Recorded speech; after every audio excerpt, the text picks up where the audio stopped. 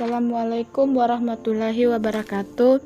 Saya Makfira Ridwan, Stambuk A25119047 dari kelas A, Program Studi Pendidikan Kimia. Pada kesempatan kali ini, saya akan membahas tentang konfigurasi perangkat keras. Dalam ilmu komputer juga mengenal istilah konfigurasi, yaitu semua bagian yang tercakup dalam susunan perangkat keras dan perangkat lunak yang dijalankan dengan sistem operasi untuk menyelesaikan berbagai macam keperluan. Selanjutnya, pengertian perangkat keras komputer. Hardware atau dalam bahasa Indonesia disebut dengan perangkat keras, yaitu salah satu komponen dari sebuah komputer yang sifat alatnya bisa dilihat dan diraba secara langsung atau berbentuk nyata, yang berfungsi untuk mendukung proses komputerisasi. Secara fisik, komputer terdiri dari beberapa komponen yang merupakan suatu sistem.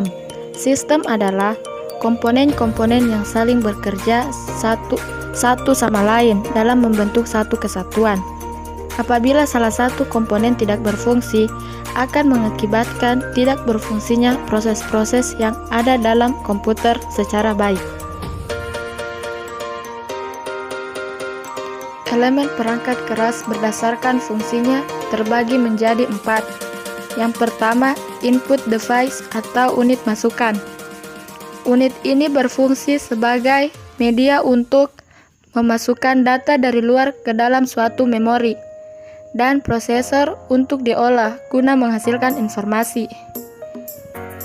Input device atau unit masukan yang terdapat dalam komputer yaitu keyboard, mouse, touchpad, clickpad, joystick, barcode, scanner, kamera digital, dan graphic pad.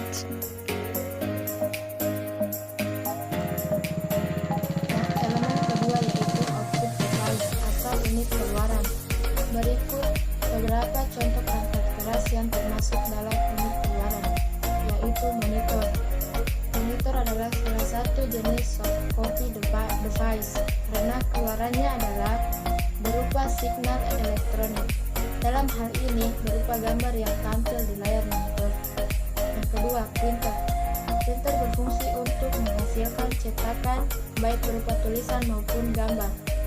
Yang ketiga, speaker, yaitu transducer yang mengubah sinyal elektrik ke frekuensi audio atau suara dengan cara menggetarkan komponennya yang berbentuk selaput.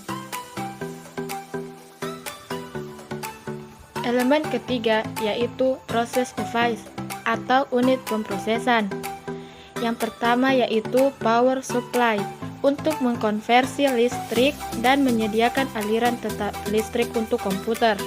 Yang kedua, kartu grafis, berfungsi untuk menciptakan dan menampilkan tampilan di layar monitor.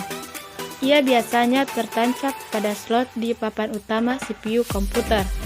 Yang ketiga, CPU, merupakan bagian terpenting dalam sebuah sistem komputer. CPU memiliki tugas yaitu untuk mengelola data berdasarkan perintah yang diperolehnya.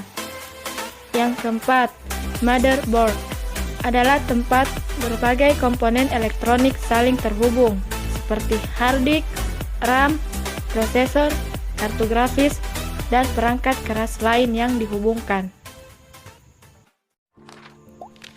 Elemen keempat yaitu unit penyimpanan. Dalam unit ini terdapat 2 komponen perangkat keras.